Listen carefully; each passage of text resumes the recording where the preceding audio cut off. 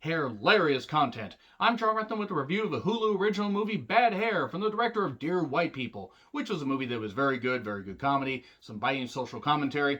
And this one actually somehow manages to make the social commentary work despite the bonkers premise. There's a young woman named Anna, played by Elle Lorraine. Very good role. Look forward to seeing what she can do in the future, because she actually carried this movie pretty damn well. And there's a great cast I'm going to go on about in a minute here.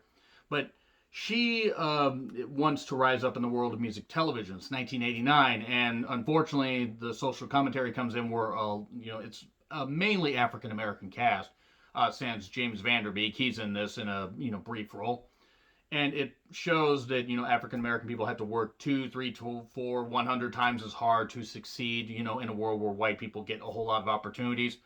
And it's unfortunate that even now that tends to be the case, and even before 1989 is fucking bullshit. Everybody should, be able to be seen as equal regardless of skin color, and this movie touches on that. But also, it has to do with Anna having a scar, from an accident where some hair treatment did not go well, and she's lived with that scar. And even though she has been rising up in the world of music television for a small, company named Culture that is about, black culture and music and shows and life and just promoting great music, great music as it rises up, some great artists, she can't quite get over the hump. And then new management comes in. There's main character Zora, played by Vanessa Williams. I would, and you would too. I don't care if she's 60, still fucking beautiful. And she plays a great bitch in this. And there's other people that are great in the cast. The character Julius J. Farrow. You had Kelly Rowland in this. James Van Der Beek, as I mentioned. Ashley Blaine Featherston. She's quite good. Judith Scott plays a woman named Edna. Then there's Usher. There's Blair Underwood, MC Light, Laverne Cox, Robin Thede. So really great cast in this, and everybody plays their roles right. The thing about this movie, though, is Anna has to, basically, freshen up her look, and it's going to start with her hair. She goes to the salon, selects a particular weave to get sewn in, and everything's working good, except for the fact that this weave may have a mind of its own. That's right, it is about a weave that, can take over the mind. This shouldn't work. Shouldn't fucking work at all. And it kind of reminds me of In Fabric, which was about a dress that kills, a possessed dress, if you will. And the first half of that was absolutely great and should have been A+ material. Second half kind of fell off, but I ended up really enjoying the movie overall. In this, it's much more comedic, much more hilarious, with some great social commentary, and the performances are good. Everybody understood what their roles were, and yes, it's stupid. If you go in trying to take it seriously, it's not going to fucking work. But overall, it has some great stuff back, with some legends, some legends of people, sewing the hair of dead people into their scalps or, tying it in. And maybe there's some witchy stuff about it. There's quite a bit of stuff, to it. But as things go on, it becomes increasingly obvious to Anna that this was not a great idea. And then hilarity ensues as this hair wants to stay part of her for its own dark intentions. But yeah, the movie's just fucking hilarious. And it shouldn't work. It really shouldn't. And I can't emphasize that enough. It shouldn't work. But I was absolutely dying laughing and enjoying this. I fucking loved it. It's one of the, the funniest movies I've seen this year.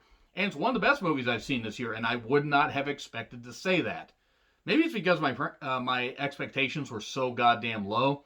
But within the first 15 minutes, I'm like, I'm dying laughing. I fucking love this. This is great. This should not be as entertaining as it is, and it just got even better, even as it got sillier and got ridiculous. And also, it captures a period of late 1980s horror movies really goddamn well. Well, just creating its own. It doesn't take itself seriously, and it shouldn't. And sure, there are some bit characters they're basically just there to get killed off, but there's a good family dynamic with it that ties into the whole thing of the lore and what Anna's trying to learn about, what's going on in her mind and what's going on with the hair that she got. But anyway, now I'm going to get into spoilers. So yeah, absolutely check this out. It's fucking hilarious. I fucking love it. It's great. It's great shit. It's dumb, but it's great. Anyway, spoilers. Spoiler territory. Ding, ding, ding, ding, ding. Anyway, so yeah, set in 1989, as I said. The graininess was actually kind of a nice touch.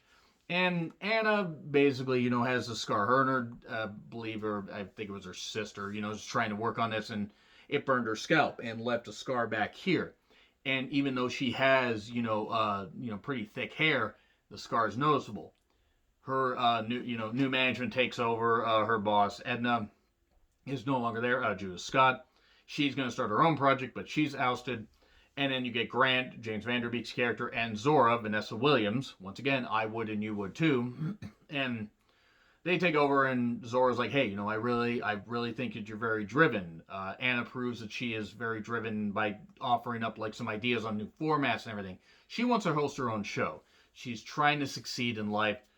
She kind of lives in a bit of a dingy apartment and everything with an apartment manager that factors into a scene a little bit later I'll talk about.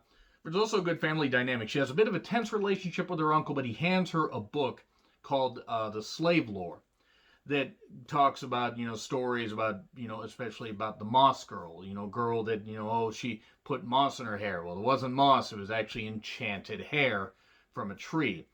Witches did all this stuff, and it was actually it actually was some good stuff there, which I didn't really expect to, like, oh, that's kind of a serious story they could go into, call it The Moss Girl, and maybe they could, go back in time and, say something and talk about that. That would actually be pretty good.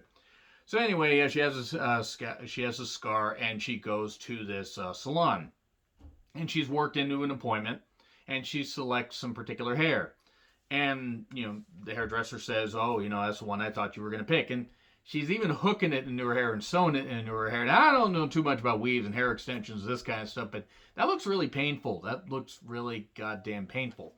Now, everything's going good at first. Anna sees another person that's a singer that got her own hair done.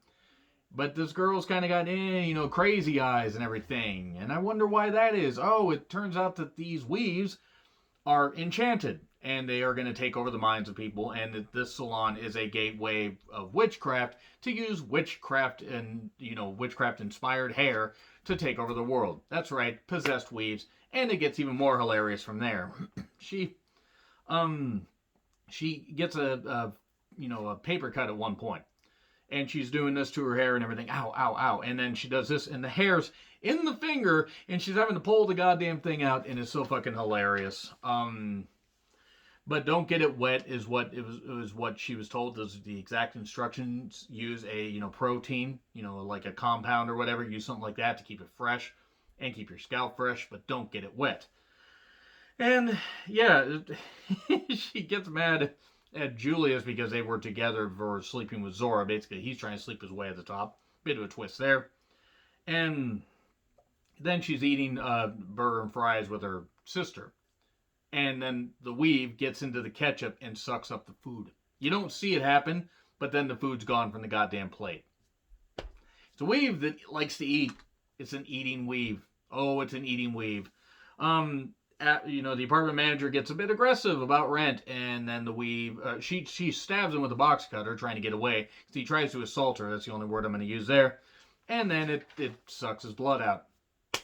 Oh, it's a killer weave. Oh, good God. I probably should come up with more hair puns here, but I'm just too, I don't know. I'm not trying to snatch up too many, basically.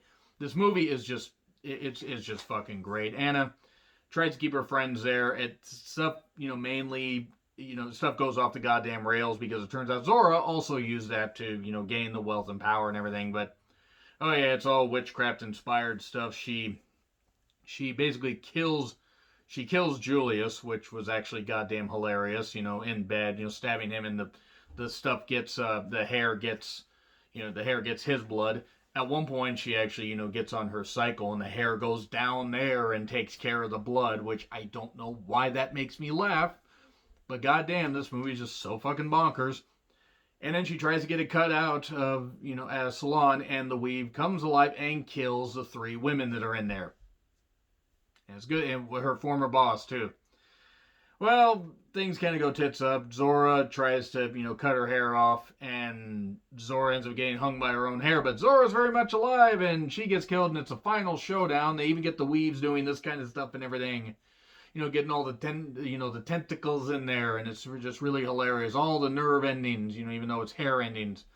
And then she's finally Anna's finally able to light the goddamn thing, or take a lighter and, get the sprinkler system going. And everybody dies, basically, because you can't get it wet. And then it's like, oh, no, I'm melting, what a world.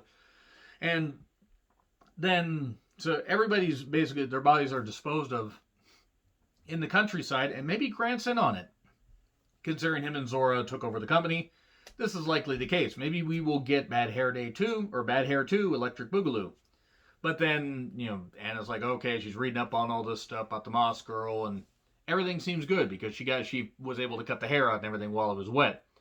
And then her sister's like, I'm gonna go, because it's a salon. I don't remember the name of the salon right now, but it's like, oh no, she's like, wait, Linda.